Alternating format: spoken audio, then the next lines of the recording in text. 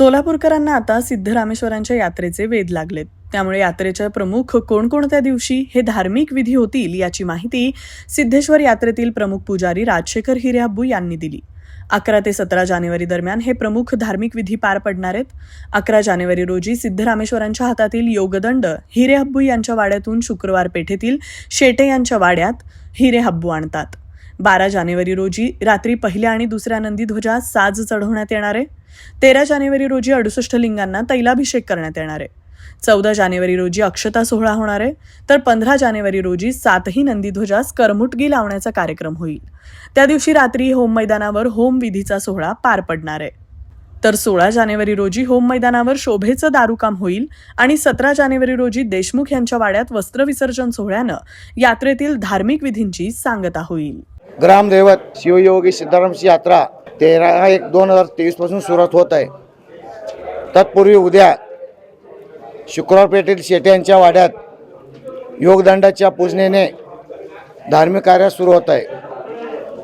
12 तारखेला रात्री 12:05 मानाच्या पहिल्या व दुसऱ्या नंदीध्वज सांज चढवण्याचा कार्यक्रम सुरू होईल. त्याच्यानंतर 13 तारखेला नेहमीप्रमाणे हिरेहब्बू देशमुख यांचे पूजा होऊन नंदीध्वजाच्या मिरवणुकीस प्रारंभ होईल.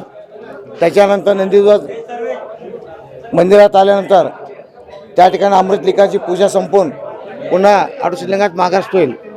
14 तारखेला अक्षता, 15 तारखेला होम, 16 तारखेला दारू, 17 तारखेला कपडकळी असा 5 दिवसाचा धार्मिक कार्यक्रम सुरू आहे. आणि त्याच्यानंतर सकाळी 17 तारखेला देशमुख यांच्या वाड्यात योगदंडाच्या पूजनेने आम्ही जो भगवा ड्रेस घालतो तो भगवा ड्रेस त्या ठिकाणी योगदंडा पूजा झाल्यानंतर तो आम्ही भगवा ड्रेस उतरतो. म्हणजे यात्रेचा सांगता कार्यक्रम तिथं झाला.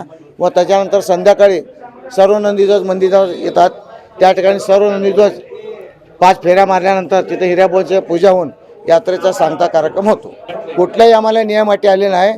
काय यात्रा उत्साहात पार पडणार. फक्त माझं सर्वांनी एक विनंती आहे, सर्व भक्तांना शक्यतो सर्व भक्तांनी आम्हाला सहकार करा. पूजा लवकर आटपून आम्हाला सहकार करा, जेणेकरून यात्रा सुरळीतपणे व्हावं ही माझी सर्व भक्तांना माझी कळकळीची विनंती आहे. अक्षता वेळेत 1च्या आत आम्ही अक्षता पाडण्याचा प्रयत्न करणार.